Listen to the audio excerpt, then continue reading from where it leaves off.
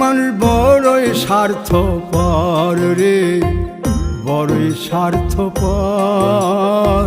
বুকের মাঝে জায়গা দিলে যতন কইরা ভাঙ্গে রে অন্তর। মানুষ বড়ই স্বার্থপর রে, বড়ই স্বার্থপর। বুকের মাঝে জায়গা দিলে যতন কইরা ভাঙ্গে রে অন্তর।